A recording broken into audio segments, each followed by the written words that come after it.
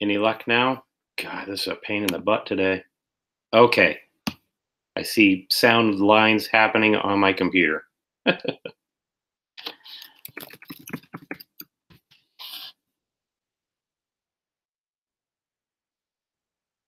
Okay, yay!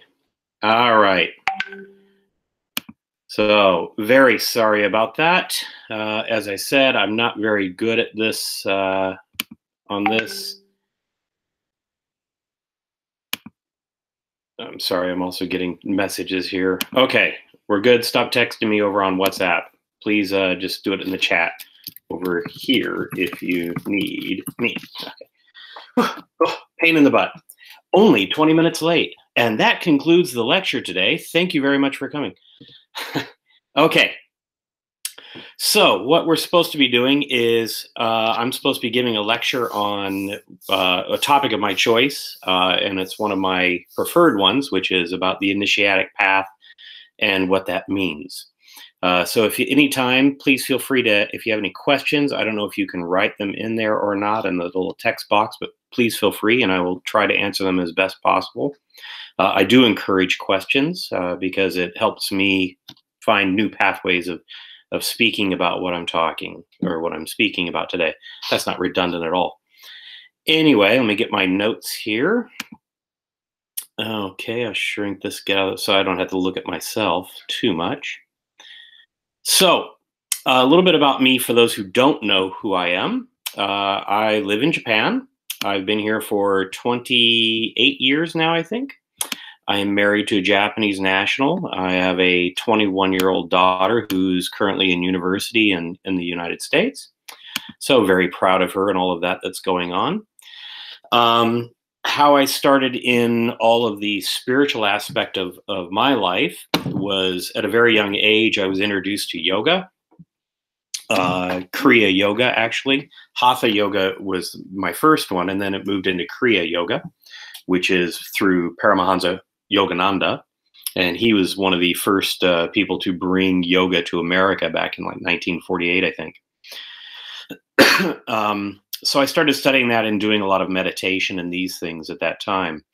My stepfather introduced me to all these new concepts. He extensively traveled throughout the world and introduced me to meditation and spiritual concepts. From there, I have pretty much, I'm kind of OCD on many things, or compulsive nature, I guess, and I go overboard on pretty much everything I do. So that was one of the first times that it really started happening. I guess it's a good thing, but it can be a bad thing too. So then as I proceeded, I went through that. Then I got into martial arts. I'd always been doing martial arts. Even when I was about 8 years old is when I started. But I wanted to come to Japan and study with the Grand Master of the martial art that I had chosen, which was, while the school itself is called the Bujinkan, it's more jujitsu than anything else. So I went and I finally got to Japan. I lived down the road from the Grand Master's house, about 5-10 minute walk, and I trained with him every day. I don't train as much now as I used to, mainly because the training has changed a lot. It's become a lot more publicized, and there's, instead of 10 people in the room, there's 300 people in the room, and it's just not quite the way it was back in the old days, as it were. I'm the old school crew. From there, then I was introduced to the Native American pathways, the Apache, and I studied that, and I actually became a Dean, which is a medicine man in the Apache methodology. Now, this is not medicine as in take these herbs and, I can cure sicknesses and of that nature. It was spiritual medicine. So this would be you would go to this person to get answers to unknown questions, answers to, spiritual issues or questions or concerns, when you're out questing or going to combat or that, how to take care of your soul, basically. And it was a very rigorous training that took several years, actually. And that was really my introduction to a true initiatic path. And that's what, since then, I've realized kind of formulated the basis of my journey, and most journeys actually. From there, then I got into more Western esoteric schools, joining different groups and organizations, and proceeding down those pathways. However, most of those are not really initiatic in nature. They're more philosophical. Let's sit down and have a nice chat. So that's kind of the my overall there, and that's how I got here today. So really, there's a couple things. Everybody that's here or listening to this or will be listening to this is probably wanting to be on some kind of path of enlightenment or path of growth. So we need to understand what those paths are so we don't get lost. Is every path the same? No. As they say, there's many ways up the mountain, but it's still the same mountain. And getting to the top is still just the top. Whether you come up the left side, the right side, it doesn't matter. But it's whatever resonates with you the most that you're able to walk it then with conviction. So the first thing is if you're on this path and you're looking for enlightenment, what is enlightenment? And so my question usually to people is, what is the image they have of enlightenment? And so if everybody thinks about, okay, who's somebody that's enlightened that you know of? Some people will say that their father figure or their mother figure is one of their first teachers, but they don't often refer to them as an enlightened individual. Most of the time we think of some grandiose figure or character or personality type to be this enlightened individual, the typical monk on a mountain. And we get disillusioned often when that image doesn't live up to our expectations. And I often talk about some of the people that society and we can all probably agree that we're enlightened. So, for example, Buddha. I think everybody can agree he was enlightened. The whole planet says that he was. In fact, he was the most enlightened. But, and pardon my language, he was a dork as a father. He was a horrible father and husband. He left his wife and his child, shortly after she had the baby. He's like, I'm out of here. Pursued his own selfish path. So it's kind of interesting if you think, well, yeah, he's one of the most enlightened individuals. However, he was a horrible father and a horrible husband. Ultimately, later on, his son did come and study with him, and became a disciple. But we forget these images. We put these people and these concepts on a high pedestal, forgetting there is a human element to all these individuals, provided you believe that Buddha existed. Another good one that most people can appreciate is Gandhi. Most people would say he was a very enlightened individual, but he was a horrible husband. It was well known and documented that he was a very abusive husband to his wife and family. So once again, you're like, wow, this guy was like all about peace and all that. Yes, he was, but he was also about fighting a lot. And he had his own problems. There's a famous story of a mother coming to Gandhi and saying, with her son, and saying, tell my son not to eat sugar because he eats sugar. All he wants to do is eat sugar. And Gandhi says, well, come back next week. So she comes back a week later, and Gandhi turns to the kid and says, don't eat sugar. And she says, why'd you have us come back a week later? He goes, because last week I ate sugar. So we have to get rid of this image of this perfect individual on high with the halo. It doesn't really exist in the way we think it does. So that's one of the important parts. The next one is, as I said, what is enlightenment? And really, enlightenment means the way the light works, the function of it, how it comes to be, how it's transmitted, how it's received. Now you can think of it as a light, like in my house here, lighting up the room, or you can think of it in the form of spiritual light, which is, they're actually very similar. But as you know, in light, light is a perfect example of the quandary of science, of it saying, well, is it a particle or is it a wave? Well, it's both, depending on how you measure it. Is it dynamic? Yes. So what that means is, obviously you can become enlightened, but once you become enlightened, are you forever enlightened? Is that now, boom, I'm there, I'm done? No, you can lose it. It's like anything. If you can gain it, you can lose it. And that's where it's dynamic. So when you get into an enlightened state, now the process is learning to maintain that state. And initially, pardon me, I'm moving around in my chair here. Initially, as you're progressing, you'll have these brief moments of enlightenment. In Japanese, they call it kensho, which is just that, a brief moment, a flash of enlightenment, where you touch this, call it the divine, call it whatever you want, I don't care. But where suddenly you are transformed spiritually.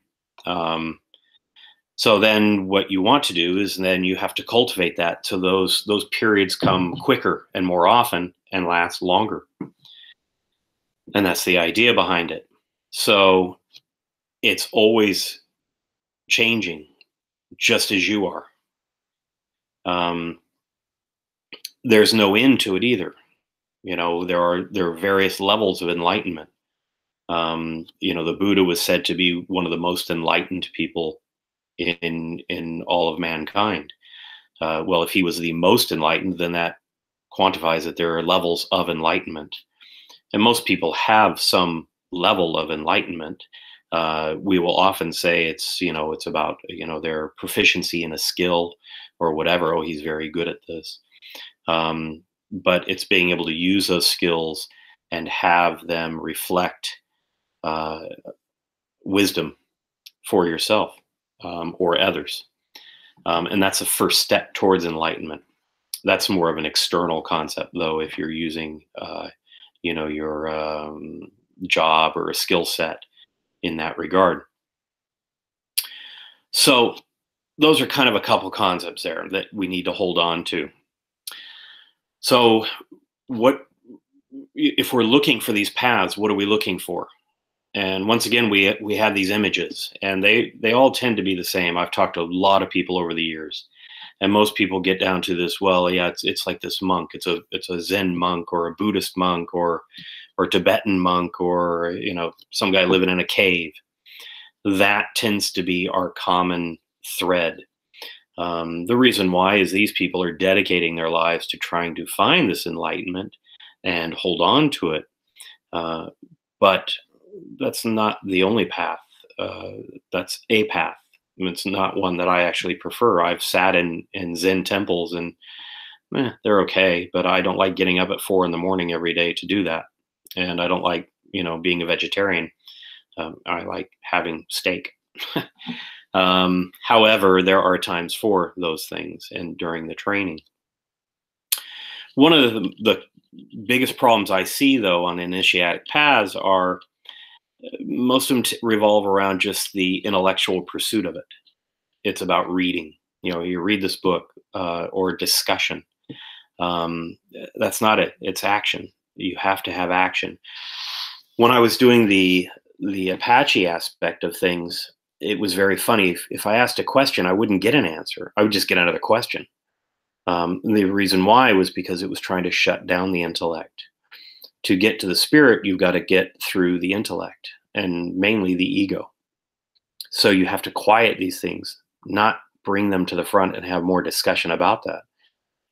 Perfect example, once again, is think of Zen meditation. They say, quiet the mind, stop the monkey mind. So that is a very, very important part of what is going on. In fact, it's the most important part. So as we're all part of CORE and other groups, as you notice, you get handbooks, and it's a factor of reading for more than anything else. but you have to find the action within it and you have to apply it. Otherwise, you'll go nowhere. Y Well, I shouldn't say you'll go nowhere, but you won't gain the levels that you're hoping for. What you'll be able to do is parrot what somebody else has written, and that's fine. That's the first step of study, but it's not until you've digested it and internalized it that it can become your own in your own words, that you truly own it. So that's kind of the importance of that. So also, you have to have there has to be a formal method. Very few individuals in all of history have ever attained, as far as I know, enlightenment just because they have. To use Buddha again, when he left, he went and studied with the monks, and he lived with them for many, many years, to get to the point where he could then achieve enlightenment. Um, you know, every individual that I know of that has achieved some form of enlightenment has had some formal training in it, a pathway. Um, but it has to be laid out. It's not just hodgepodge. We'll do this and this and do that, and it's just all over the boards. There must be factors of what's going on. The other thing that I found in common with all good initiatic paths are you have to ask, uh, or be invited. You can't just say I'm on it. You can't just subscribe to the newsletter. Uh, Core and other groups. One of the wonderful things that they do is prepare people for initiatic pathways. And how that's done is by giving people like a very, thus the term core understanding of the beginnings for everyone. So everyone has the same basic platform to begin with. That's very important. Um, when I first came to Japan and I was talking to some Zen monks and different groups of people, it was very interesting. We got along immediately because we all had a very common background, even though I had done Native American traditions. When I met with some of the Druze in different locations, we had long talks, and it was amazing. It was like, wow, this is like, we were both speaking the same language because we'd had similar experiences of action and reaction. So that's what you want to have. So when you ask or you're invited, then you have to have an exchange of energy. This has to take place. You can't just go to a teacher or find a path and siphon off of it. You have to dedicate something to it. When I asked to be to study with my benefactor in the Apache, I had to procure a eagle feather. Now it's interesting because in America it's illegal to own an eagle feather. And thankfully I live in Japan, but there are no eagles in Japan, at least not the same ones. So I was like, how am I going to find an eagle feather? But when I needed it, suddenly it was there. And that was the gift that I had to give to my benefactor. But it was not easy to find this thing. I had to work at it. And that was the exchange. Me giving a lot of effort and energy. There was a lot of monetary expense as well for me to travel to where my teacher was and study with him. And some pathways will demand, instead of something of that nature, maybe it will be a monetary exchange. And there's nothing wrong with that. The only point that needs to be stressed here is it should never break the apprentice or student. A very, very interesting system that does this is like the Scientology. I don't know if everybody knows much about them, but basically the more money you have, the more you'll progress because they're going to take as much as they can. And that's why that's not a healthy pathway. Their information or knowledge may be fine. I don't know. I don't know much about it. But when I see how it breaks people, that's not the healthy pathway. So our rule, and when I used to teach and take apprentices, our rule was it has to hurt, but it should never harm. That's the difference. Uh, and and if you're married or have a family, it should never hurt or harm their family, only the individual. It's you that have come to the path, not your wife and your kids, or your husband or your kids or significant other. So, because it's only you, then you're the only one to dedicate the energy or effort. And so that's a very important factor. It should never cut you off from your family or loved ones in any way. The idea is to enhance all of these aspects. However, for brief periods of time, you may have to go into seclusion or whatever to work on yourself. But living in a compound or a commune for the next 20 years, no, that's not a healthy path either. Even Buddhist monks in Japan are allowed to be married and have children because they realize, you can't dehumanize someone. It doesn't work. So those are a couple factors. The next one is, I'm reading my notes. If you saw my notes, you'd be like, wow, okay. No dorks for leaders is my next point. You'll meet so-called teachers and people that have paths of initiatic training. And I've met a lot of these people, and very few of them have anything of real depth to offer. Most of them are just very good at marketing, or very, what do they say, with the personality? Anyway, you know what I'm trying to say. They're good at communicating and getting people on board, salesmen more than anything else. But where the paths will quickly fail and will hurt everybody is these leaders will then start abusing that pathway. And you hear about it all the time. In America, there was big issues. Japan had an issue with Om Shinrikyo about 20 years ago, where the leader suddenly starts, well, I need to sleep with all the women because, for them to be initiated, they have to have sex with me. Or, I need all the guys to, tattoo their arm or whatever, just idiotic stuff. And that really is, because you should never be in a place where it is a group mentality when you're on an initiatic path for yourself. So that's a very big sign to always look at. And what I mean by group mentality is initiatic paths are not a social construct. You're not there to socialize or get new business contacts. You're there for yourself. That's why you came to it. Now, you may meet great people that you will love to be with and around and have communication with, but you do not want to be solely identified with that or that social aspect, or judged by it, or judge others by it. One of the biggest problems I see in most of these groups are suddenly it's the us and them. Well, we have all this wisdom, nobody else has it.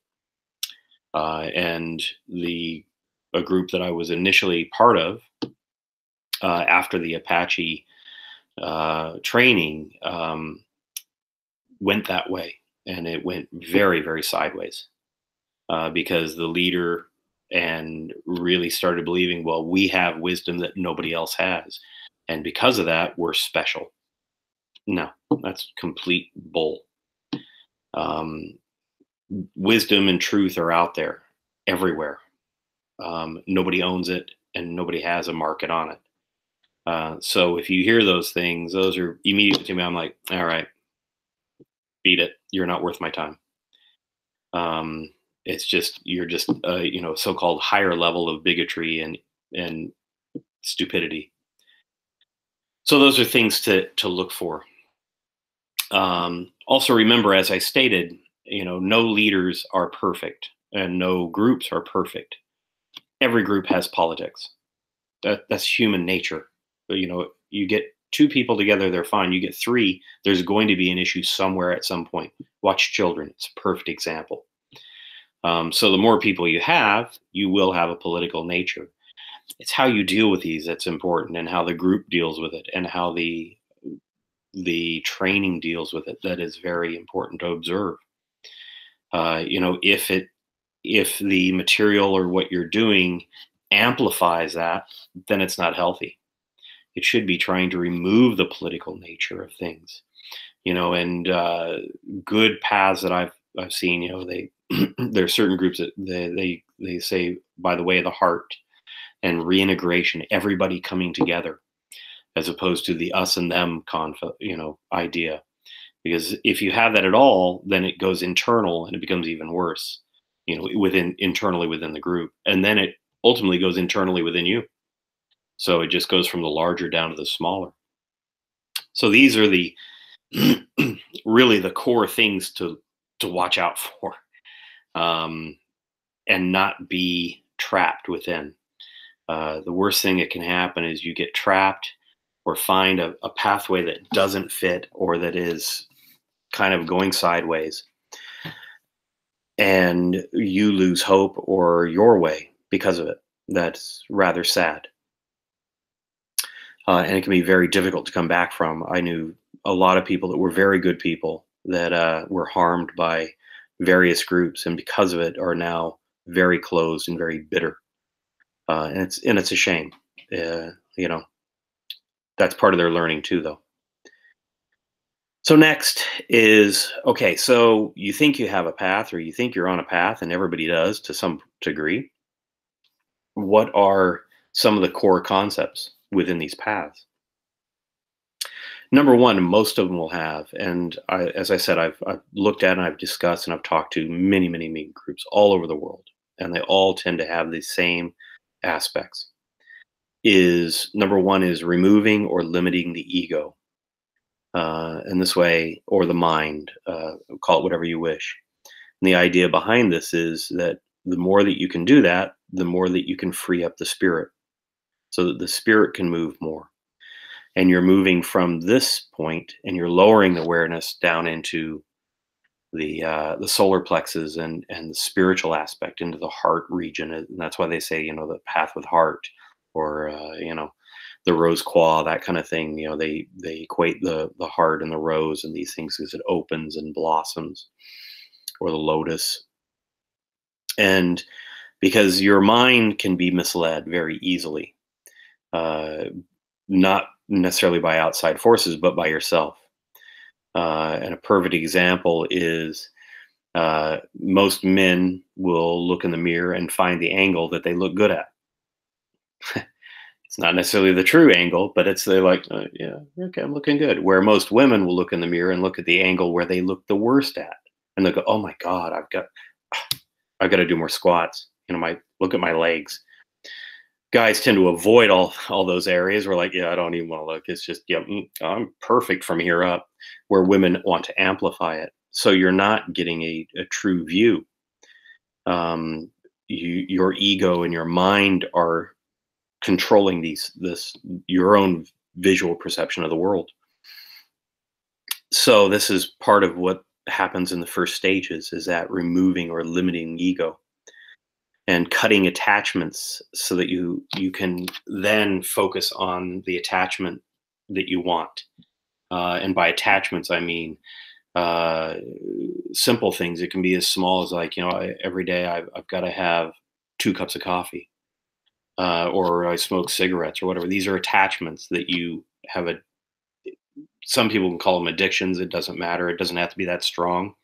But things that you are attached to that just distract you really from what you're doing.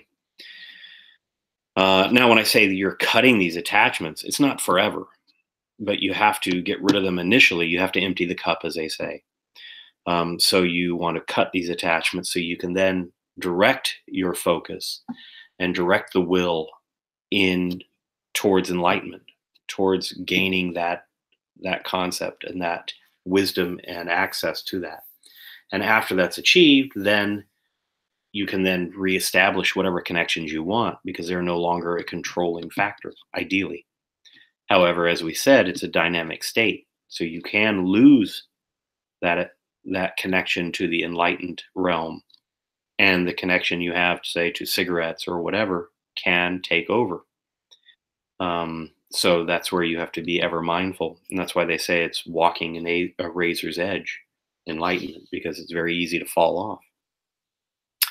In fact, that's a very good movie, by the way, with Bill Murray, The Razor's Edge. It shows a lot of good concepts about the path of enlightenment and what it's like to be on that path. Um, Next, you have to have some kind of benchmarks along this path. Otherwise, how do you know where you're at? What's going on? And a good system will have questions uh, or tests that have to be performed that you can verify, not just to others but to yourself, that you have achieved something. And that's in the Zen. In Zen, they have the koans, the questions, and and these are questions that you cannot answer with the mind. You have to answer with the spirit, and that's part of why that is there. Is once again cutting out the mind and the ego. So we've all heard of what's the sound of one hand clapping, and other ones are what was your face before you were born. These are very interesting questions that you would sit in meditation and work on, sometimes for years, sometimes for a lifetime. Just depends on where you are. But as you would answer these to the Roshi, the head monk, or to your teacher, they can then verify that, okay, yes, you understand this. Here's the next section, the next set. That is, if they know them. Hopefully, you haven't fallen in with somebody who's just going to lie and mislead you. But usually, you'll figure it out. Every path that I've encountered, though, has certain factors. They have 4 qualities that all of them have. 1 is purification, 2 is empowerment, 3 is impeccability, and 4 is questing. Now, these are the terms that we used in my path on the Apache, but I'll explain what they are. So purification, emptying the cup. So getting rid of all the things that are distracting to you. And when I went through it, it was very rigorous. It was 3 months solid. I'll just tell you a few of the things that I had to do. There was no heating, no air conditioning, no hot water, no ice, no spicy foods. In fact, it was raw, or actually, it was vegetarian the first 2 weeks. Then I could have vegetarian cooked food, but nothing hot for a month, and then the remainder time was only raw foods for the remainder of that 3 months. There was no radio, no television. I had to sleep on the floor. I had to meditate twice a day, going on long walks. I had to listen. I could not say the word I or me or my or mine, any possessive concept of myself within this time frame. It is very, very difficult to have a conversation with somebody and not say I. I had to wear very drab clothing. I could not walk down the middle of a hallway or the road. I'd walk along the side, being humbled. If somebody were to confront me and say, Michael, you're an idiot, or, why are you doing this? I just said, thank you. I appreciate you giving me your time and effort, and move along. I was not allowed to have any confrontational aspect back. And the reason why, once again, all these things, and it sounds very strange. You're thinking, okay, wow, this is really bizarre. But it was only for 3 months. It wasn't for a year, and or living on a compound. This was just in my daily life, around town and all of this.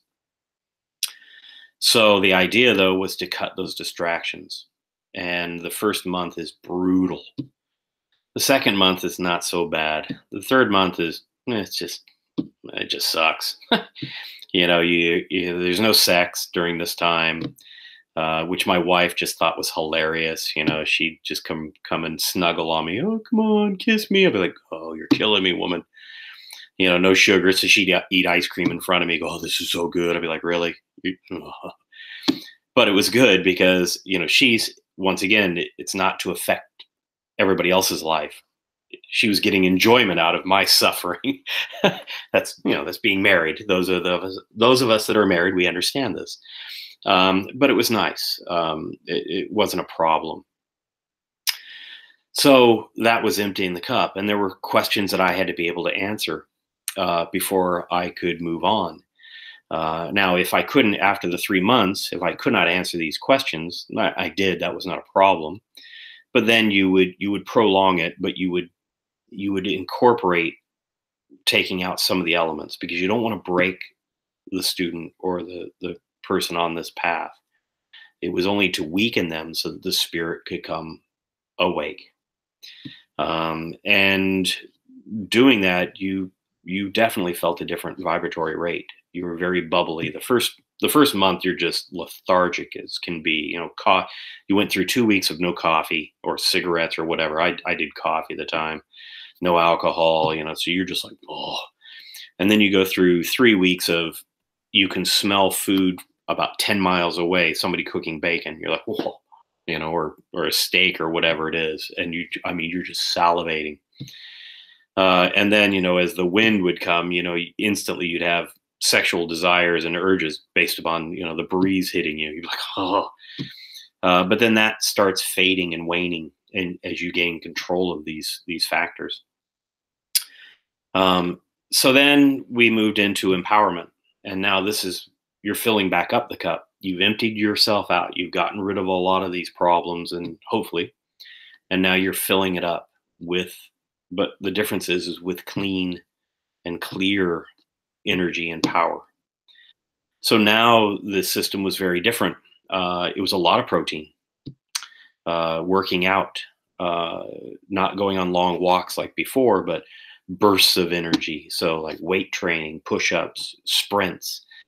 You were supposed to wear very vibrant colors and be very forward with people, especially the opposite sex. You would go up and approach them and speak to them. And if you were single, we'd be like, "Hey, have fun as much as you can." If you're married, we're like, "Hey, have fun as much as you can," with the caveat that you're not allowed to reach sexual climax. The other person must. And because of the Apache and it's a warrior concept, they use the term "you're in sexual battle and you must win." So your significant other loves it. They're like, "Wow, you're very generous and giving," and they're like, "Well, let me take care of you." You're like, "No, no, I'm good," because now what you're doing is you're conserving this power and this energy once again for a short time, not forever. Each one of these cycles was 3 months. And so you could you still not so much TV or radio. You didn't want those kind of distractions, but you're trying to get strong now, where you'd thinned out. Now you want lean strength. So the meditation was longer and harder. You would do sweat lodges that were very, very hard. A sweat lodge is a sauna basically, and you can do various styles. The purification one is a slower, gentle sweat lodge where you just you're sweating and you're getting things out. With purification, it was boom. It was just brutally hot, just bang, cooking you. And once again, you had all kinds of different questions that came into play here that would help.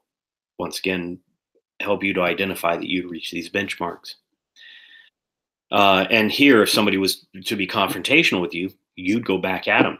If they wanted to fight, throw down. We had no problems with that. Once again, you got to remember, it's the Apache, so they don't mind fighting. So if somebody wants to argue, bring it. We're doing it. You own the room. So then the next stage was impeccability. Now, this is where it gets really hard. The other two were hard, but now it is brutal. And the concept here is the balancing of the two, of that purification, that humility, and the power. And the idea is to be impeccable is to use power with an egoless and open heart. That's being impeccable. So here you had kind of a blend of the two. You could eat as much meat as you wanted, as much as you needed, or maybe you needed to have vegetarian for a while. It was really more up to you and discussions with your benefactor on what you needed at each time. And I would have almost daily conversations with my benefactor at this point. Beforehand, it was always at least once a week for several hours. And the questions were very difficult. And now I was given impossible tasks all the time that had to be achieved. And the idea is if you're open, it will happen. And everybody has these things in their life where when you've been in need or you've had a difficult situation, suddenly something just happens and it solves that situation. Like, wow, I'm lucky. Um, in our world, we'd say, wow, okay, you're being impeccable. The universe answered your need. And so it was revolved around that. But also in impeccability, and here's where it got to be very, very difficult and why you had to have a good benefactor, is it's designed to actually break you at one point. Not to hurt you, but to break you just enough that you had to rely back upon the training to get through it. And so we would often set up we would give somebody just a brutal choice, saying, if you had a girlfriend, you need to leave your girlfriend. She's slowing you down. You have to leave. And if they did, we'd tell them, no, okay, you're wrong. Nobody ever did, thankfully. But what the idea there was for them to actually come back and say, no, I'm not going to do that. Because we didn't want people to be followers. We wanted them to be warriors on their own. We wanted them to be enlightened on their own. And so they had to be able to make their own call and own it. Even to the point if I told it, if you don't do it, I'm kicking you out. All right, fine. I'm not going to do it. All right, you passed. And, we would set these up for individuals. And it was brutal. I mean, I watched people cry. I cried many a times myself. But it was important because it teaches you the strength that you have internally. But it also helped. The idea is to get you to not be like me or your teacher, but to be your own, to have your own connection to this enlightened path and to the other realms. I was very good at stalking. That's what we called it, when stalking people. And the few of you that know me know that I can be very interesting verbally, and I'm able to tie people up fairly quickly in many different ways. It was one of my jobs to stalk most of the people that were in the training with us. And I always had people tell me, "Oh, Michael, you're just the meanest." I said, "No, I'm not. Actually, I'm very kind because I want you to learn this. I don't want to hurt you. But what you'll face is far worse than whatever I could ever be. There are worse things out there than me belittling you for a while and then saying, okay, hey, cool, you did it. Awesome. There are things that just want to hurt you." I was kind of notorious in our group. All my apprentices that trained with me, they would go and talk to others. They're like, "Oh, you trained with Michael. Oh my God, you survived." And that was kind of a trap for me because egotistically, I like that, but that's not good either. That's a distraction. So that was the level of impeccability. And we would have different tests. Like, okay, we played a hunting game. And what we would do is we go to like a big shopping area, and I would say, "Okay, I'm gonna go off. Give me 30 minutes. You have to find me." And everybody go, "Where are you going to be?" I said, "I don't know." "Well, how are we going to find you?" "Not my problem, but you have to find me." And do it without looking like an idiot, skulking around the shopping mall or whatever. And inevitably, they always found me, and I would hide in pretty good places sometimes, like in like storage units and things like that. They'd open the door, "Hello," like, "Hey." And the idea is to break out of, once again, getting out of the mind and getting into the heart and letting it lead, not trying to think like somebody, but just letting the universe propel you. And once again, we have these encounters throughout our life. In the martial arts, in my martial art, to get the 5th degree black belt, This is a perfect example of that. You sit down, and the Grandmaster stands behind you, and he's got a big shinai, which is a bamboo sword. And so you're sitting there in seiza, sitting on your knees and kind of meditating. He stands behind you, and at some point, he's going to try to cut you in half. And when you feel this, you have to move. And when that's how you get your fifth dan. If you pass and you don't get hit, you get your fifth degree black belt. If you do get hit, try again next time. So it's that. How did you know when to move? He doesn't make a sound. It's not like he goes, move now, and then cuts. He's relaxed, and there's a connection, and it's the spirit that moves you. And we all have these things in our lives at different varying degrees where you moved your hand and something just fell there. You're like, oh, wow, that was good. Wow, I don't know. I got lucky there. I could have really been burned. Or you drop a knife and just move your foot enough out of the way and it doesn't stab you. You're like, whoo, I got lucky. We think of these things as luck, but maybe they're not all luck. In my world, it'd be, you were moving in the flow of the universe. And at this time, you did not need to be injured or whatever. So then the final section is what we call the quest. And while each one I said was difficult, this one's just equally as difficult, but in a different way. This one is where you go out on your own. And I had to go out into the mountains for, 4 days and 4 nights with no food. I took a gallon of water. And this is, by the way, this was in the deserts of Arizona. So it was about, I got up to about 110 Celsius, about 47, I believe that is, somewhere like that. Yeah, 47 degrees Celsius. It was like 110, 115 Fahrenheit, sorry, in the daytime. So I'm out in the mountains in Arizona where it's just, it's mountains, it's desert. There's no trees, it's cactus and low brush. And my teacher goes, okay, take whatever you want. You're going to go out for 4 days. I said, okay. So I get my backpack and all this. I get it all set there. And he goes, show me what you have. And so I take out, I go, okay, I've got this blanket here. He goes, no, you don't need that. I said, okay, well, I got my flashlight. No, don't need that. Okay, well, I've got this. So ultimately what I had was I was able to take a small poncho, a gallon of water, a map, because you had to have that to get in and out, a compass, so that way you could read the map, and 4 matches, 1 match for each night. That was it. Now, the problem in the desert is in the daytime, it's extremely hot. At night, it's very cold because there's nothing to retain the heat. So you do want a fire.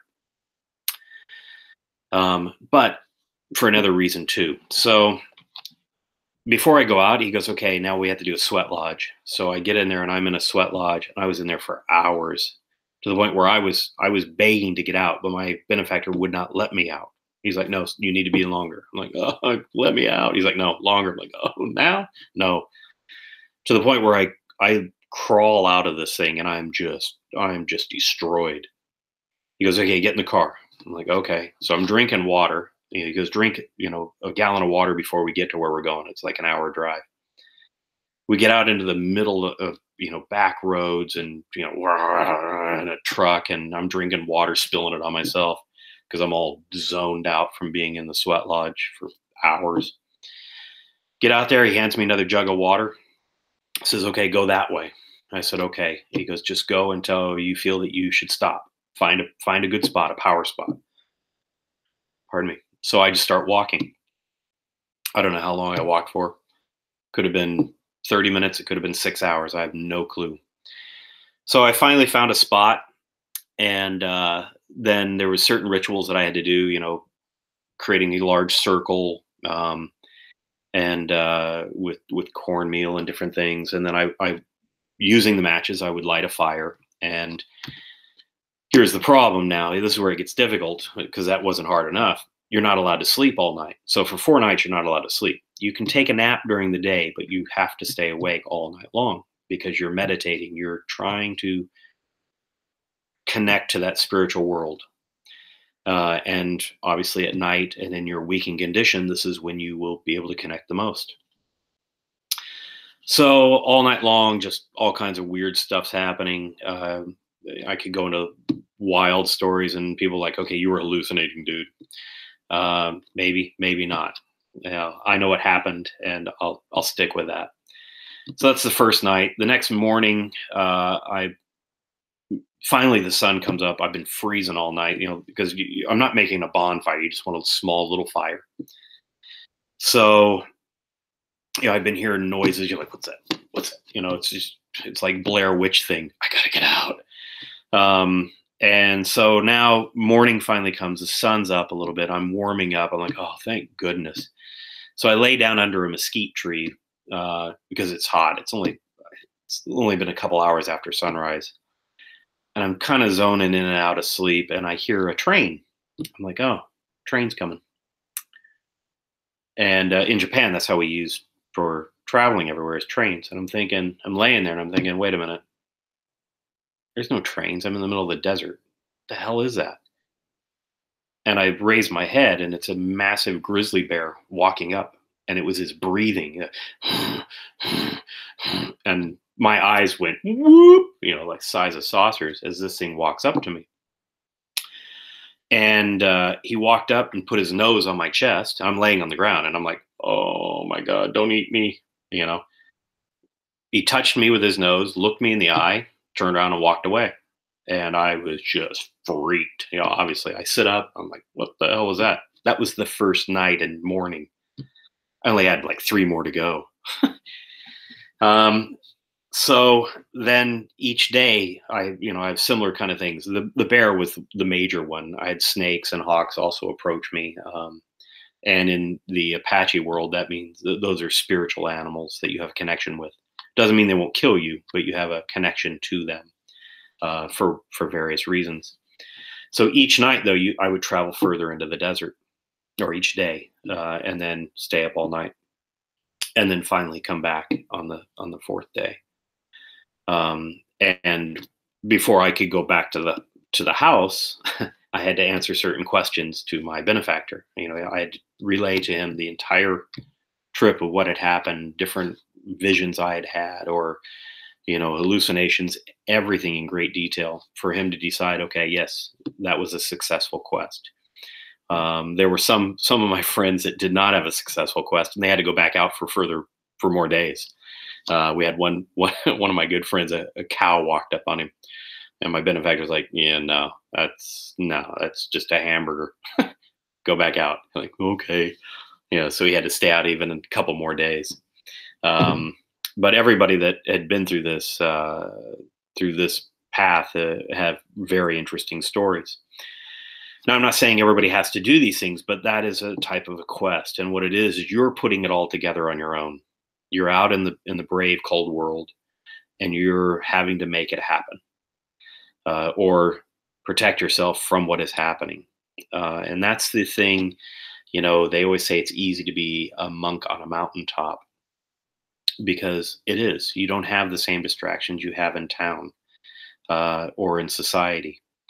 And that's why a lot of these people that are on these paths will just forever live in a monastery or on a mountain, because it's easier. That's fine. But it's not necessary either. You can come back from it. So this is really kind of the core things. And during the quest, that's where you're really learning how to balance both that physical and spiritual, because at some point you're tired. You need to sleep. Other points you have to push through it. But you don't let anything control you within yourself, your own ego. You're in control. So that's kind of a nice way of looking at these paths. And every path has the same aspects. Once again, the 4 elements, though, that I mentioned, purification, empowerment, impeccability, and questing, are all application based. The intellect was always being cut out.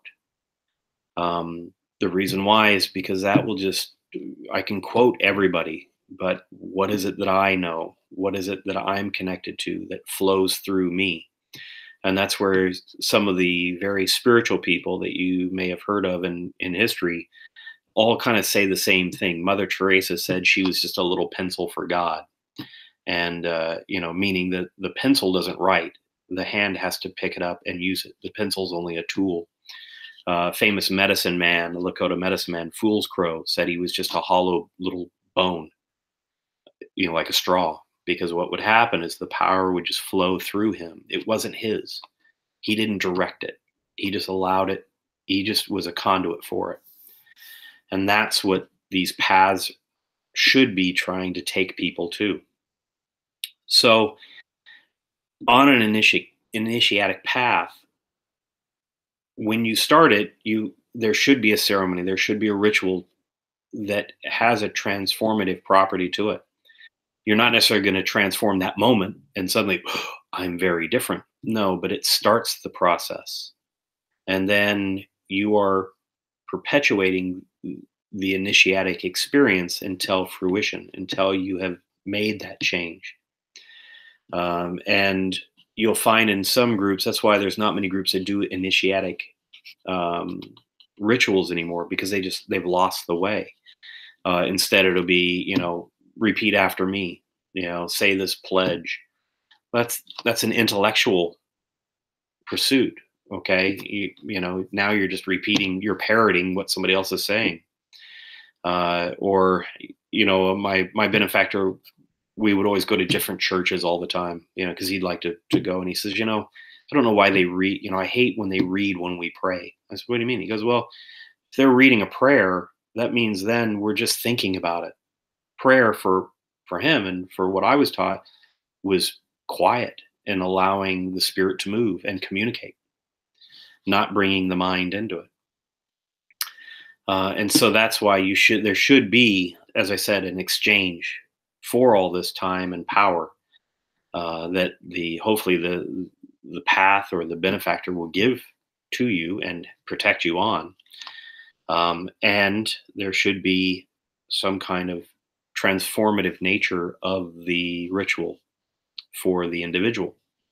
And this is where, if you are on these paths and you are then in charge of giving some of these rituals or performing initiations, it is now your responsibility to convey that energy.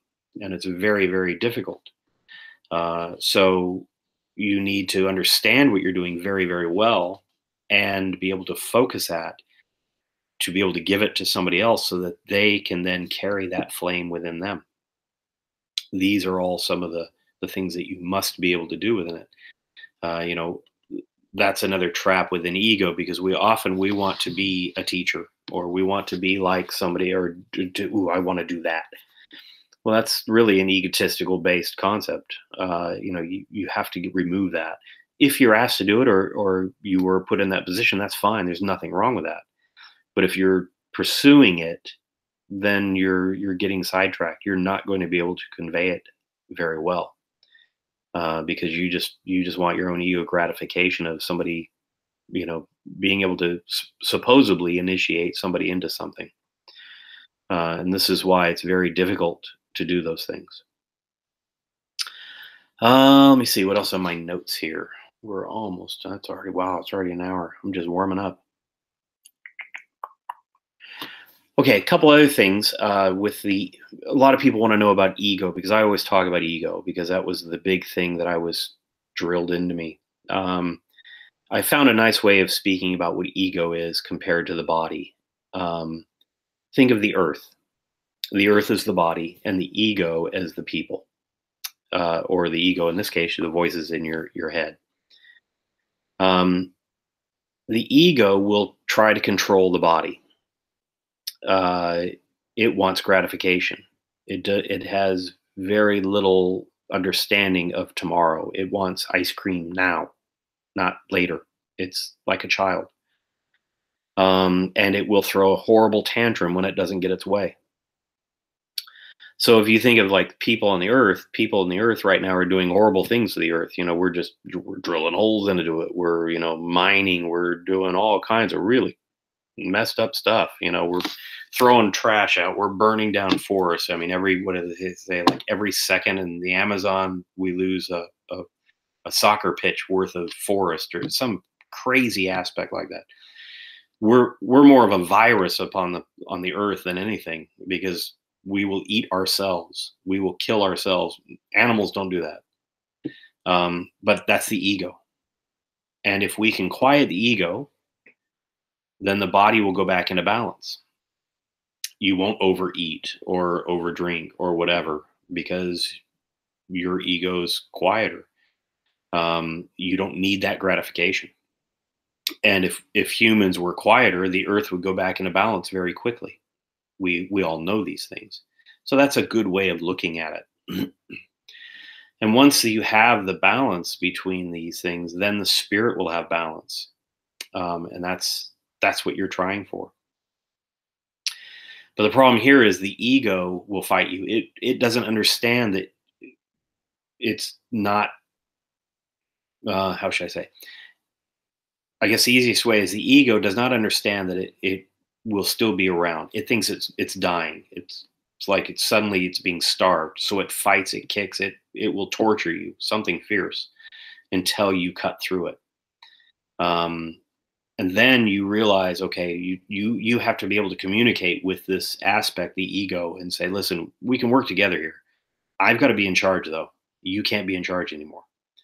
Once you get to that point, it's not as bad, although you can still fall into the trap of ego, and everybody does. And that's part of the enlightenment, is realizing you've fallen into the trap and correcting the path again, using the tools that you were given in purification, empowerment, and impeccability, using the tools that you're already learning through core and other paths that you're on to help get you back into this balance.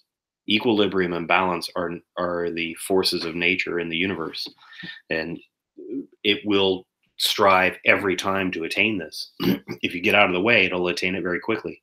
If you don't, it will attain it in a difficult way, and that nobody enjoys that.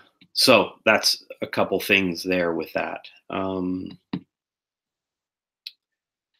These paths are hard, and it's okay if you leave them, or if you leave a path.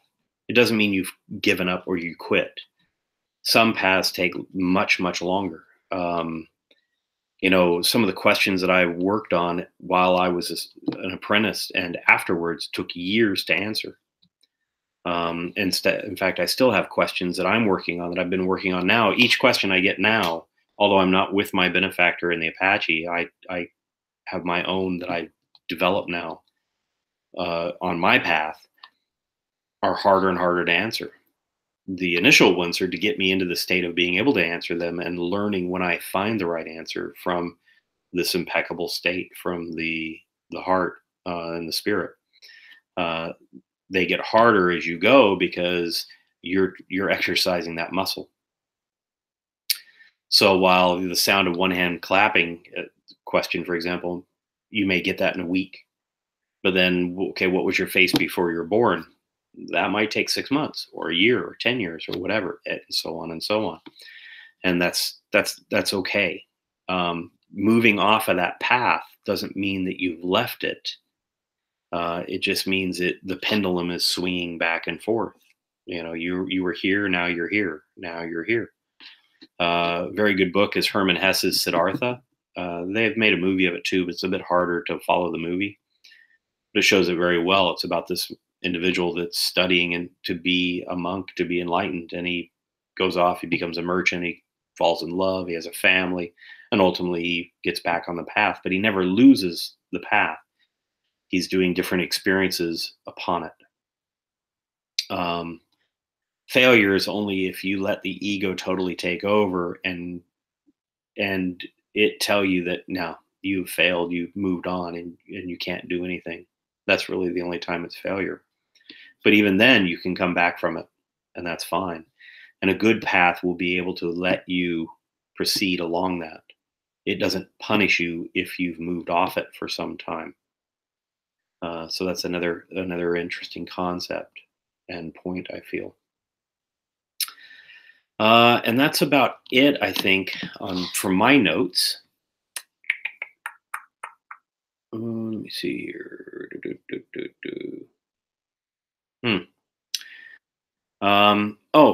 A pitfall when I did this, when I was with the Apache stuff is, and this was a trap, is I became more spiritual than I did physical. And it was hurting my family and my existence within the societal norms. Um, my understanding of the universe and what was going on a spiritual level was vast, but my family was hurting because of it. I was getting trapped way over here on the pendulum, and it was going higher and higher and higher and higher in this spiritual study. And then I finally realized, and when I realized I had been trapped, too much of a good thing becomes bad. Then I had to let it go back and come back over to this side. And I had to, go, okay, let's just become a normal person for a while. Let's put that away for a little bit and go to work and, make an income and go to my kids' plays and things like that.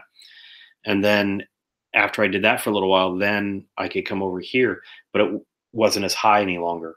It was trying to get this pendulum, the swing of it, to get smaller and smaller. And ideally, where I'd like to be is here.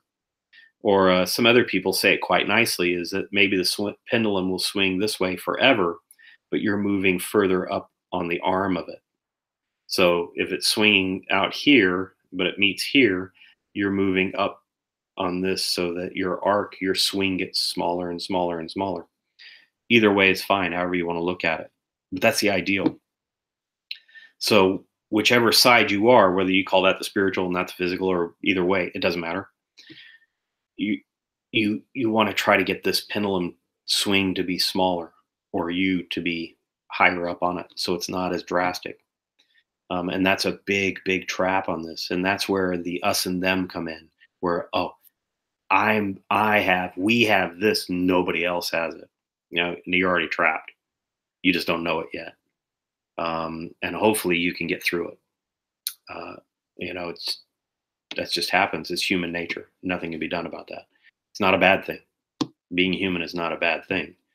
There will be a time where you'll be 100% spiritual, and that's when you've moved out of the body. Until that point, you do have a physical body, and you've got to live within it. And that's where, like I said, Buddha was a horrible father. He's like, I'm out of here. I'm gonna go way over here. And even he said, in the end, you've got to have, the string's too tight, it breaks; too loose, it doesn't play. So you want to have it just right. Basically, that balance. And that's when then he stopped being a monk. He started eating, and he got up from under the Bodhi tree, and he said, okay, let's get back out in the world. And that's when suddenly he was getting it. So that's what you want. So on the materials that you're reading and things like that, you want to find these things. Don't just overboard in one area. The nice thing that we have is like CORE and some other groups that are out there. The information is designed to have a good balance. There's a spiritual concept, and there's a scientific concept, and there's a physical concept, whether it's like, using, crystal to figure out what's good to eat or whatever, it doesn't matter, or tarot cards or whatever it is. I'm not saying that you need to do everything, but you should at least absorb it all so that you can see the tool for what it is, because you may not need that tool today, but you may use it later on. A good example is, I never liked tarot cards. I just always thought they were a waste of time for me. But now I actually do study them a little bit, because I've found more interesting information. I'm getting messages here in one moment. Open this. Yeah. Send you one now. Okay. Okay, I guess we have 10 more minutes. Okay. Drat. Okay, if you have any questions, feel free to send them over. I'll try to answer them. Here's a question from Jim in New York. First time listener, long time. First time. Okay, I'm not getting any questions. Nice. That means I can talk more. All right, well, if anybody has a question, I will try to answer it. If not, I will continue Otherwise, dead air apparently you should never have on a podcast or radio aspect. um, for me, the hardest thing when I was an apprentice in the Indian tradition, each one had difficulties. Purification was pretty hard, especially like that first month because you just don't know what the heck's going on. And I hated cold showers. In wintertime, cold shower are not fun. Or washing your hair. I had long hair at the time too, I believe. Yeah. Oh, that was just horrid. Ugh. You took very short showers because of it, though. Um, yeah, that was probably maybe the hardest part, other than just my own fighting my own mental battles. Um, because the physical side becomes pretty easy fairly quickly. I don't have any major addictions or anything like that. Like we had a few students that were addicted to cigarettes, obviously, and that was hard for them, And in fact, one of my apprentices, it was so funny because, oh, okay, what's this here? I just got a message. Okay, what advice would I give to those who attempt to follow the spiritual path but are not ready to commit any time or effort towards understanding any teachings? Then don't get on it. Um, now that sounds brutal, but as if you're asking to be on a path with a teacher or benefactor, I turned away a lot of people. I was like, no, you're not ready. Or I would set basic thing. Okay, here's what I want you to do. Do this and then come back when you're done with it. They just never return. Um, if you can't commit, or if you don't have the time or energy, or you don't want to put the effort towards it, then don't waste your time, energy, or effort. Um, and don't waste the time and energy and effort of others. That's why I said there's an exchange. There has to be a cost. Um, you never want to take a student or have somebody join a group just because you need a member or because you want another person, because that's your ego. Um, in other groups, I'm in a Masonic lodge, and when I was master of the lodge, I closed it, and they were like, "Why? You don't want new members?" I said, "No, I just want to work with the members we have. I don't need more people. We just need better people." So if you don't have that time, and you have to really observe yourself too, that's the first thing, and that's where like core should help with that. Is the first year is about personal observation. Look at yourself. You may want to be on this path. The first question I would ask, though, anybody who would ask to be an apprentice with me, I would say, okay, why do you want to do this? And they had to give me a good reason. And I'm not going to tell you what those reasons were, because then I'd hate for somebody to try to use it. So hopefully that answers that. Just got a little photo here. Oh, okay. I just got a photo of the same question from Robbie. So, um, on the other side of that, though, is somebody who does ask or that does get on the path and then they fall away. You have to be very careful not to punish them for it, because they may have been ready and are no longer ready, or they may have thought they were ready but were not. It's just like we can't punish a child for not knowing something. We have to guide and help them. They may not be ready for that information, and we try to help them understand that. But you can't punish them, because that only puts them back further. Um, you don't have to always be. Love doesn't have to be this embracing love. Love can be tough love too. So yeah, hopefully that answers that question. Do. So as I was saying, as we wait for any other questions, I turned away many people that wanted to apprentice with me, because they were just not ready. I knew the commitment that would be needed, and I could see that in them. Um, and I had several people quit when they did join with me and study under me for quite some time. They're like, I just can't do it anymore. Okay, no problem. Best of luck. If you ever need help, or ever want to chat, just reach out, give me a call, no problem. Because it's not for everyone, and every path does not fit everyone. Each path, as I said in the beginning, it should resonate with you. It should fit what you feel. Not what you think, but what you feel is right. Because that's what you're trying to get to, is to getting the awareness from here down to here. It's not what you think is cool, not what this perception is, but it's what the heart perception is. So, and no other questions, so I don't see anybody writing. Nice. Well, that being the case, then I think we'll wrap it up. Oh, I got something else here. Oh, you guys are good. I gotta make that. Initially, you will join a group and be part of the collective to understand the path. How do you separate your own personal quest from that of the collective? Oh, okay. Figures Rabbi asking all these tough questions. If you're getting on the path, any path, you should never join it because it has a social or collective concept. It should resonate with you, not because, ooh, Jim's on there and I like Jim and he always tells me cool stuff. Yeah, let's go party with him. So if you've gotten there because of that, you probably won't succeed. How you separate it, if once you're in that aspect and you have this collective group. So for example, a new member comes into core, they don't know anybody, they've signed up, they saw the material or met somebody and they looked into it and they said, oh, I want to do this.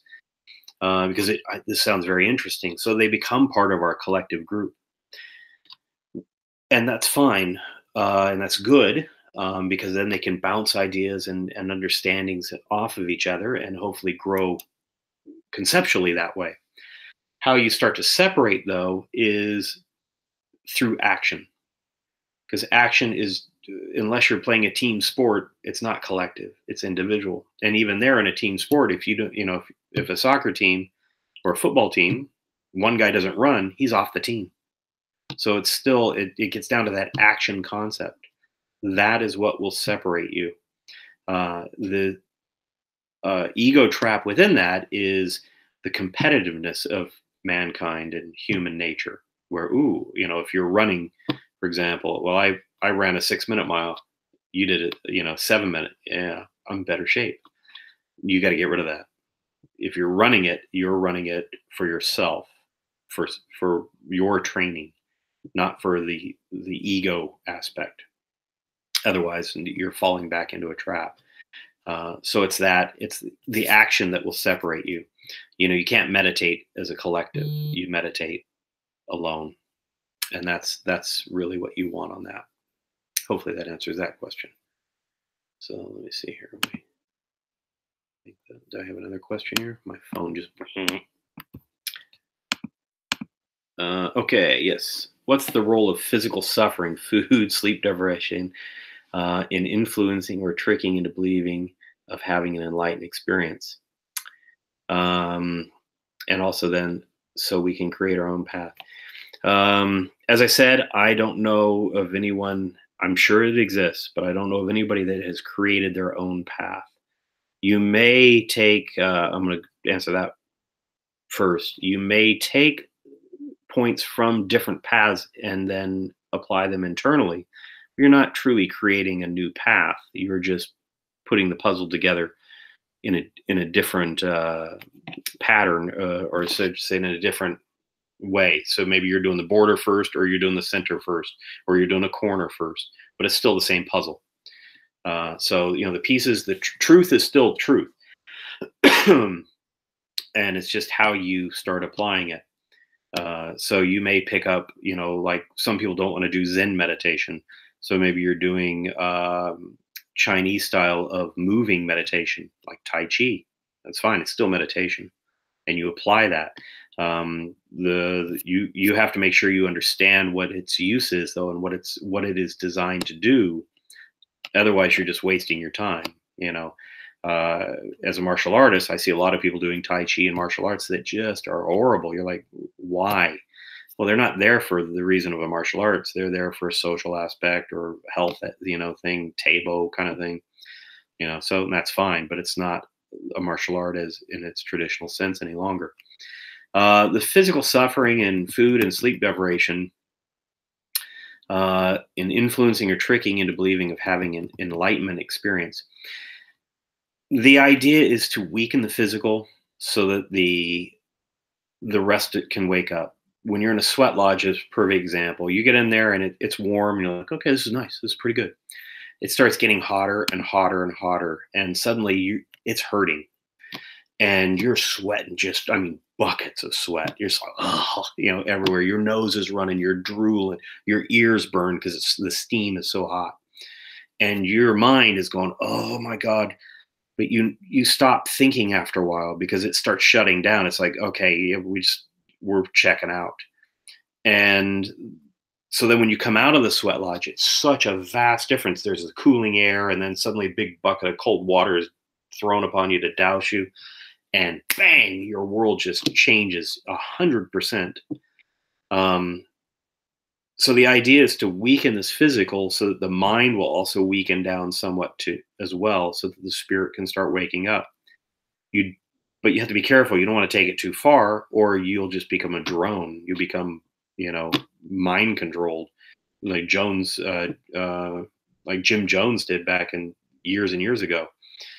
You don't want to become a slave to somebody else. It's only to weaken it enough. And that's where, after these times, you would have a debriefing period with your benefactor or with the group and have a discussion of what transpired. And there would be questions about it. Okay, you know, when I would come back from doing different things, my teacher would say, okay, what happened? Why? And I had to be able to explain that. And I was asked questions that went in depth into that, to help me learn the difference between, my mind playing a trick on me and what was more there. Initially, the first thing is for anybody, you're just going to think, okay, I'm not seeing anything. This is not happening. That's fine. Nothing wrong with that. Later on, you get into this 100%. Yeah, you see everything. You're like, I believe in everything 100%. And that's fine. It's not actually accurate either.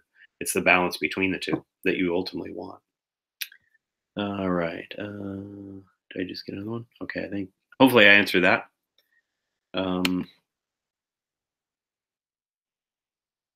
And I think, yeah, I don't have any other questions that I'm seeing here. So I think I answered all the questions here. If there's anything else, please let me know. If not, I think we're past our time. I think we're supposed to be ending this. It wasn't supposed to go this long. Feel free, if you do have any further questions, to contact Rabbi or somebody, one of the group leaders or whatever. You're more than welcome at any time to email me or Facebook me or whatever, or WhatsApp. You'll find I don't answer a lot of questions. I usually give more questions, but I'm not rude, and I don't dismiss your question. I don't give answers because when you're on a path, you need to find your answer. You have to find these answers yourself. If I give it to you, then you go, well, this is the answer, but you can't own it. It's my answer that was given to you, and so therefore it's not really yours. So what I will do is I will usually answer your question vaguely, but will create more of a question around it to help you find the answer to it. However, and I've had some good discussions with a few people, if you do answer your question or a question, I will tell you yes. I won't just be vague. But most of the questions I get tend to be questions on things. And they're like, well, is the answer this? Well, that's not an answer. That's a question. People hate that when I do that. Oh, okay. So Sister Laura is now the point person I just found out at core. So, reach out to her. I didn't know that. I just got a little heart mark, so I did well there. But by all means, feel free to reach out to anybody at any time. And if you have issues or anything like that, feel free to bring them forward. Questions are good, but also try to answer your questions before you come to somebody with a question, because it's not an intellectual pursuit for everybody. Your questions, the idea is you're learning how to answer your questions. That's what enlightenment will give you more of, is it will help you answer these questions. You will know the answer. So just saying, okay, well, what is this? Well, you tell me. Well, is it this? Well, now you're just guessing or hoping I'll just say yes. No, tell me. When you can declare, then you know it. You may be wrong. That's okay. And if you're wrong and the person knows that, then they can say, well, no, that's incorrect. And hopefully identify why that's wrong for you. But just asking questions, it'll waste your time. Ultimately, it'll get you off the path.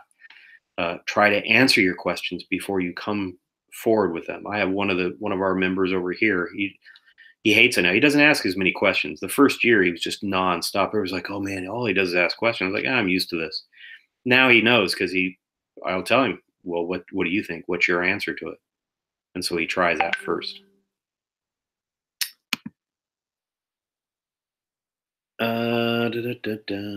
Okay. Oh, I'm getting on behalf of everyone here. I'm just reading this, so it's not me. From On behalf of everybody, says thank you. It's been a real pleasure. Thank you. Always enjoy this, and if you ever want me to come back and talk to you forever and ever again, just let me know. It's no problem. I do enjoy doing this. I hope you enjoy your training and your studies, and I hope your path is both rewarding and difficult, because difficult is good. You only remember the hard things in life. You don't remember the cake at the end of 6 months ago, but you remember how tough a steak was when you first barbecued it or whatever. Hard things are actually better for you in many regards. So I wish everyone the best, and I look forward to when we able to hopefully see each other or have a chat. I'm going to try to be over in Lebanon and some other areas later this year. I'm just waiting on a finalization of a deal and then all of that. So maybe we can meet in person. So I guess that is it, and I'm going to stop this. Got to get off. Thank you, everyone. Everyone have a blessed week and day and all that, and see you next time. Bye.